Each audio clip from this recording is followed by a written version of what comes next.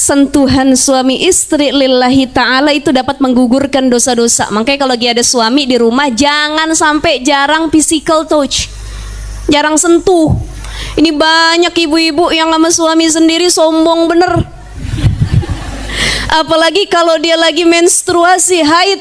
Ya Allah, dia haid 15 hari. 15 hari itu suaminya nggak boleh nyentuh dia sama sekali. Hati-hati, dosa apa enggak? Dosa atau tidak? Emang kalau lagi haid nggak boleh disentuh sama suami? Boleh.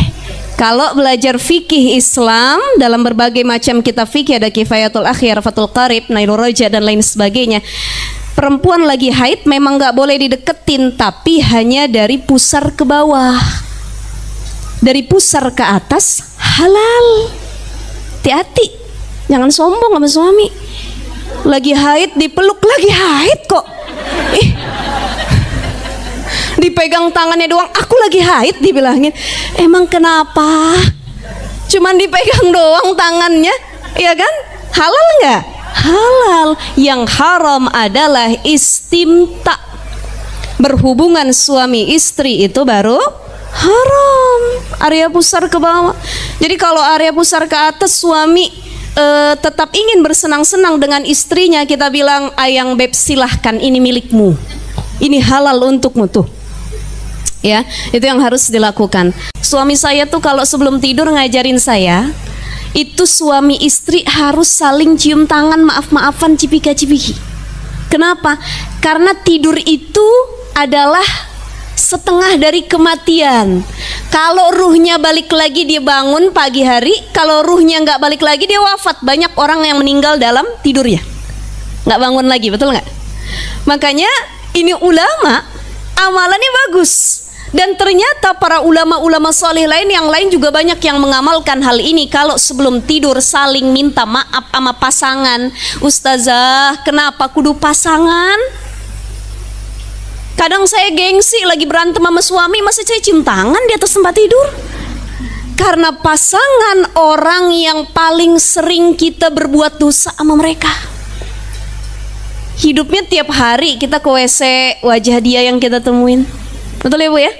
Masuk kamar, dia lagi mukanya nih. Nonton TV, ya Allah, nggak ada yang lain apa? Kata kita. Kadang-kadang tuh ya. Nah itu kan pasangan tiap hari, tiap waktu, tiap jam ketemu. Maka orang yang sering kita berbuat dosa sama mereka juga pasangan. Suami sama istri, istri sama suami. Maka alangkah baiknya suami istri sebelum tidur itu harus saling maaf-maafan. Kira-kira perempuan itu menunggu atau mendatangi? Menunggu atau mendatangi? Mendatangi juga bisa loh. Jadi dalam melamar untuk mencapai sebuah pernikahan, merealisasikan sebuah pernikahan, perempuan itu bisa dua posisi. Pertama, perempuan posisinya bisa seperti Siti Aisyah radhiyallahu an dan Siti Fatimah putri Rasulullah yang dilamar oleh laki-laki. Yang kedua, perempuan posisinya bisa seperti Siti Khadijah radhiyallahu anha yang melamar Rasulullah sallallahu alaihi wasallam.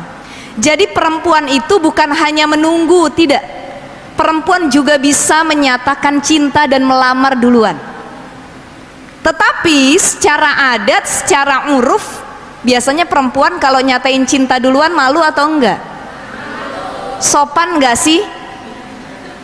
Enggak ya, tiba-tiba ketemu cowok, seorang ikhwan yang kita suka, gue suka sama lo suka nggak sama gue?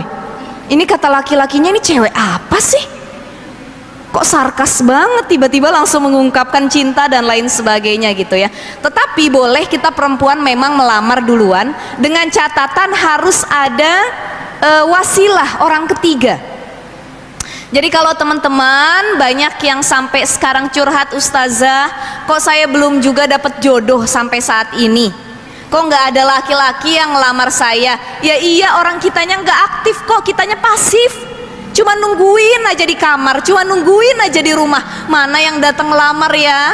Ada nggak yang bawa-bawaan ya? Ya nggak bakal nikah kalau kayak gitu. Jadi kitanya harus aktif juga. Tanya ke teman-teman kita, ke sahabat kita, kira-kira ada nggak yang punya niat untuk menikah seorang laki-laki? Jadi wasilah, jadi mediasi teman kita, kawan kita, saudara kita. Baru kalau ada, nanti kita kemukakan bikin CV yang sempurna.